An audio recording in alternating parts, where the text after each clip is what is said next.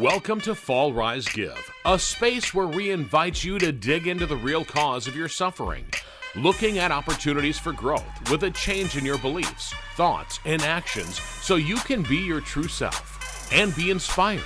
Join us as we explore life's ups and downs and navigate the twists and turns, sharing stories of resilience, hope, and the transformative power of giving back. Whether you're looking for a change, in recovery, or simply seeking inspiration, this podcast is your go-to for candid conversations, raw emotions, and a whole lot of heart. Tune in and discover how to fall, rise, and give back on life's extraordinary journey. Welcome to another edition of Fall Rise Give, turn struggles into opportunities by being your true self and help others. I'm Bartender Bob, that is Kumar, and a lot of fun things happened this week for me, Kumar. Went on a really fun kayak ride, went on a few motorcycle rides, and had a lot of fun exploring the Driftless region. I saw on Facebook that you had quite the adventure. You actually were in a self-driving car. Yeah, Bob. My wife drove my daughter from Seattle down to San Francisco.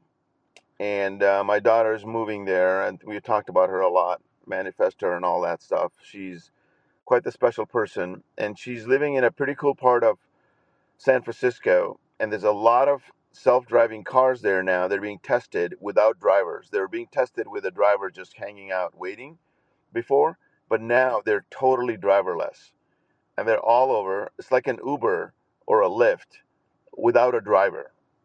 So you go on the app, you tell them which location, and then it finds you, instead of an Uber, a Waymo. It's called a Waymo. And it's owned by Google. And there's tons of them driving around in San Francisco waiting to hail a ride for you. And my wife really wanted to do it. I wanted to do it. And a lot of people are scared about it. But, man, we were 100% comfortable.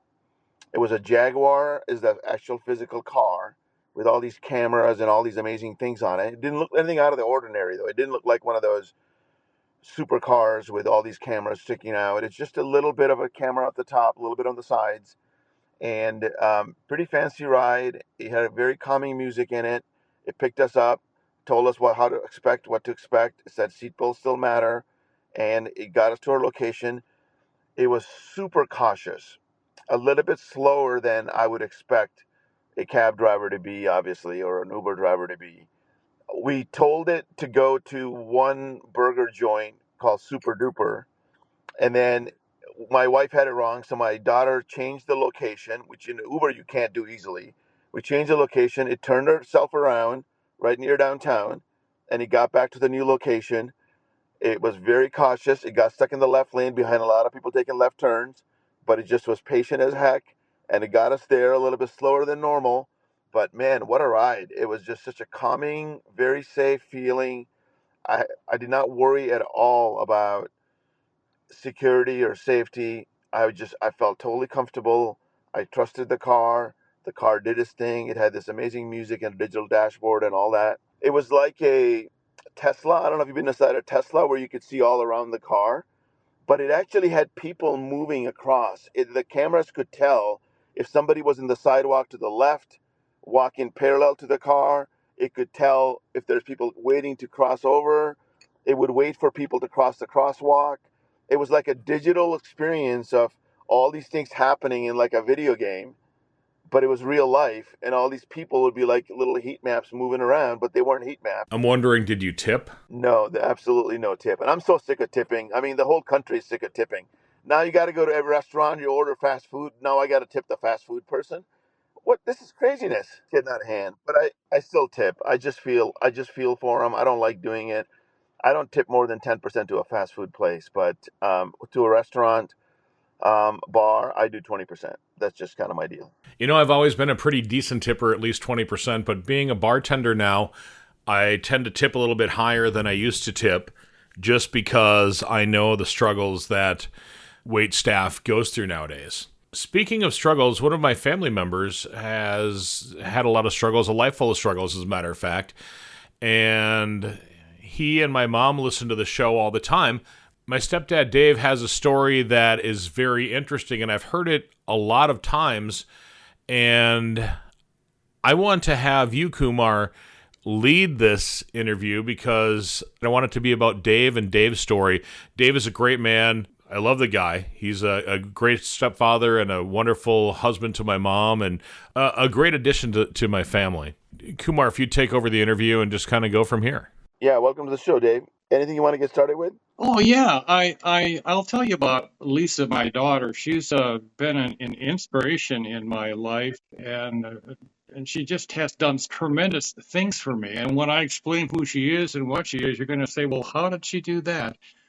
Well, she was born multiply handicapped, and she could not talk, she could not walk. She was totally dependent on her mother and myself, and that's just the way it was. And she was given a very complex diagnosis when she was born, which turned out to be kind of wrong. And everybody decided that perhaps the diagnosis would be more clear, would be cerebral palsy. Now, cerebral palsy, you usually would think of an individual who has maybe flailing arms, kind of spastic, and those kinds of things, and essentially having a kind of a normal type of personality. But Lisa wasn't that. She was known as being hypotonic, and she didn't have much strength in her arms or anything, and she had somewhat of a flat affect. But she enjoyed life, and you could tell that she did. Um, when someone is born to you that has multiple handicaps and difficulties, the first thing that you think about is, well, why'd that happen? What's going on? And was it anything that we did as parents? Just what's happening? That feeling was essentially a feeling of despair throughout my whole life, and it made me feel real guilty about uh, what it was that was the problem. And it was one day that I was sitting down with her, and I think it was before she was 10 years old. She was just a delightful young lady. She looked up at me, and I was just in my mind was always this guilt thing, this why, this kind of that. And I took a look at her and I was kind of holding her hand a little bit, and she didn't really put eyes on you very much, but she did that time. She looked right at me, and she looked at me for a long time. And all of a sudden, the revelation came to me, and Lisa was like she was talking. She said, why are you feeling this way? What's your problem?" And I was just thinking to myself, my God, she's almost talking to me. And my problem was that I was wondering why. Why is this happening? Lisa just kind of looked at me, and all of a sudden, the thought came to my mind from her that said, "Why is not the question. The question is, what are you going to do about it?"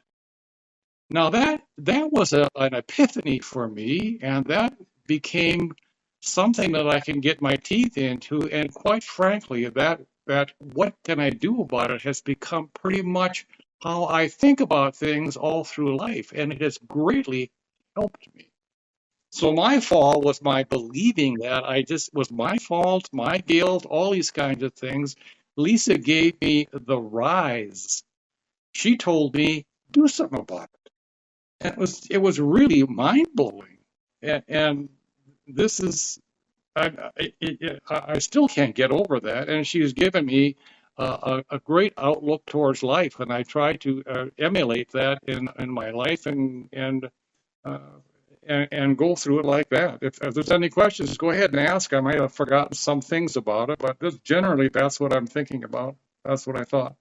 Wow, that's quite amazing. It is. I was just reading a book yesterday, and I picked it up a couple days ago. It's not something that I'm proud of or was going to talk about. I was just buying it to see what this guy's going to say, and I'm going to shut it down. And then I'm fascinated by this book. It's called The 10X Rule. And the chapter that I was reading yesterday was about victim mentality.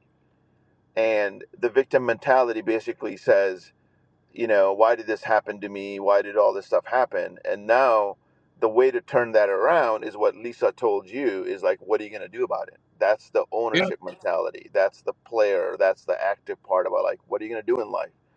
That's awesome, Dave. And so you've used this mindset throughout all your life. When was this happened? And how did that affect you?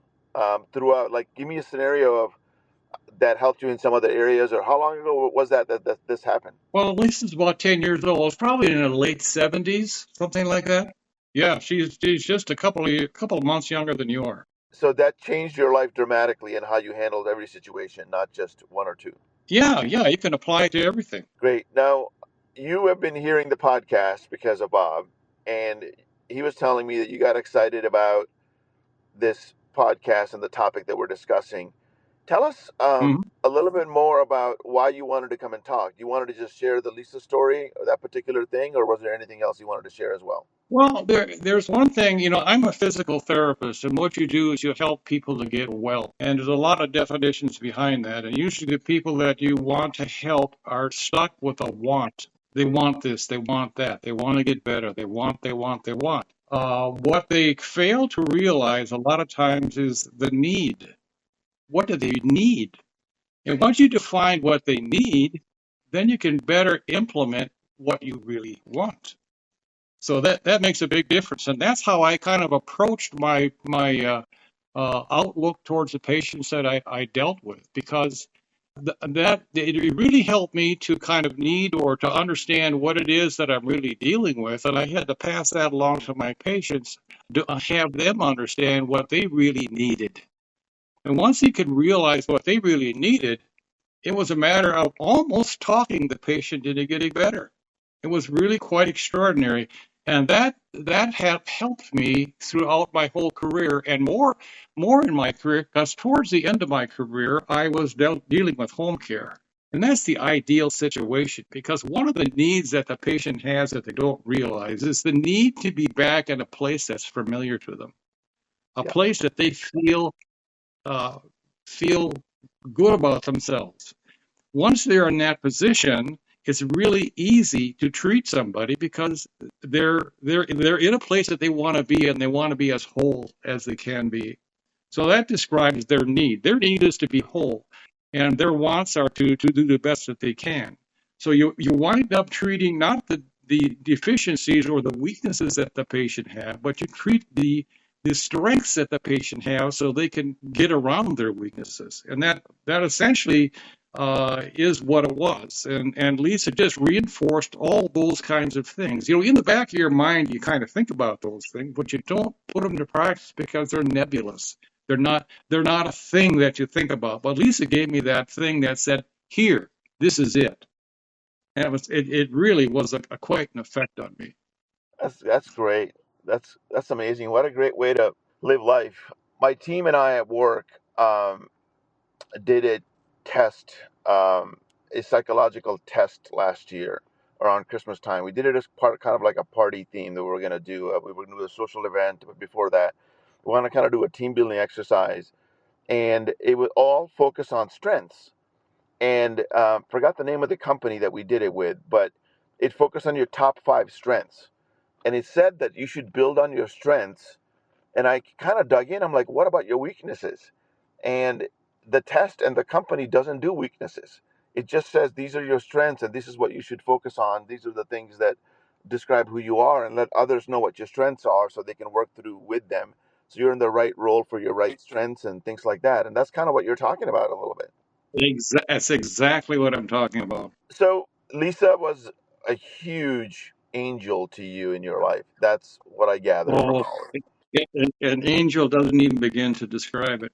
She was the spark. She was the person who best defined who you could be. it. Who you ended up being, not just who anybody else could be, but that's why we're talking about her, because she was an angel and super angel in a way. Yeah. So tell me a little bit more about some of the struggles you've had and how that mentality really came through. I think you talked about with your patients and working with them and working on the strengths. But are there any other struggles that you've had in your life that were like pivotal points? Gosh, yeah, there are other struggles that are in my life, and when I think about those kinds of things, it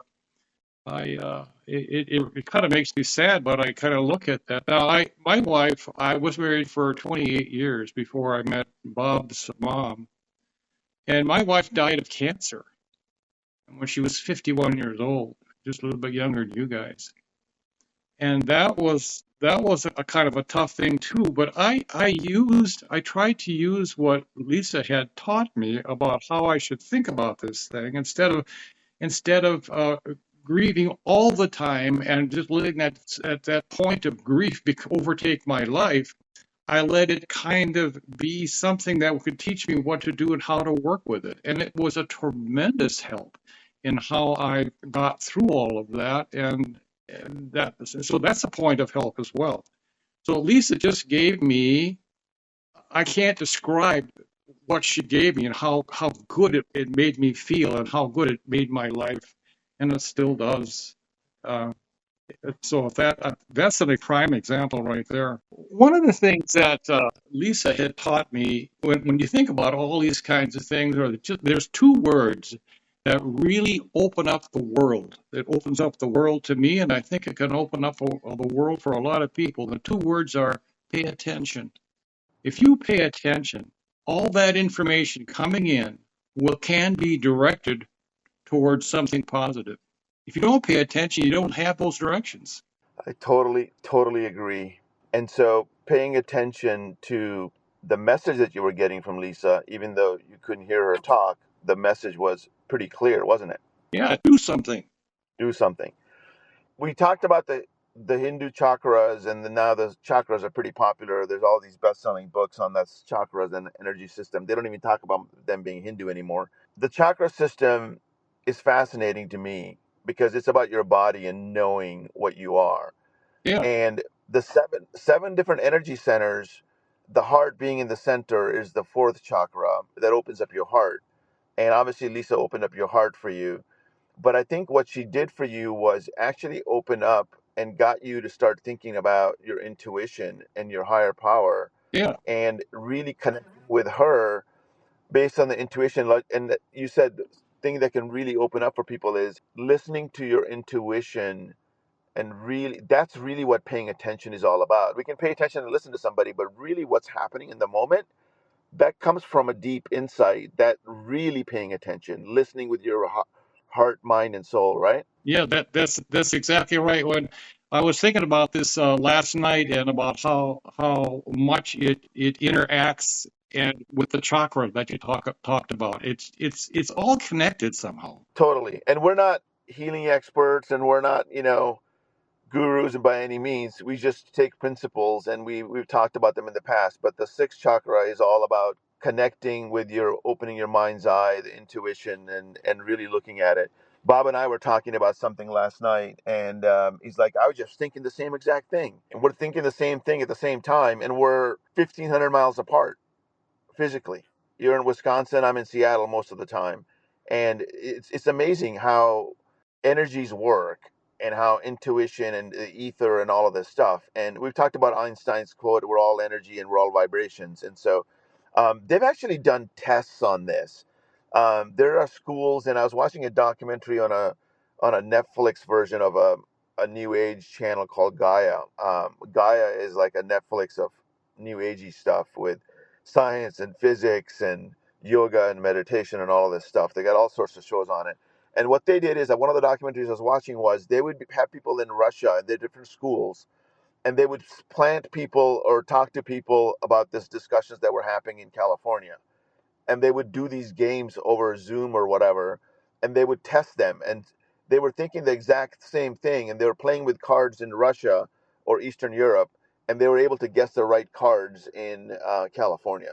It was quite amazing. This ESP is the word that comes to mind, extrasensory perception.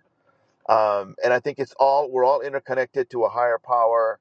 Don't want to bring too much spirituality into this particular conversation, but we're all interconnected, and spirituality is a big part of it. But I think it's also a physics thing. We're all matter that's connected through.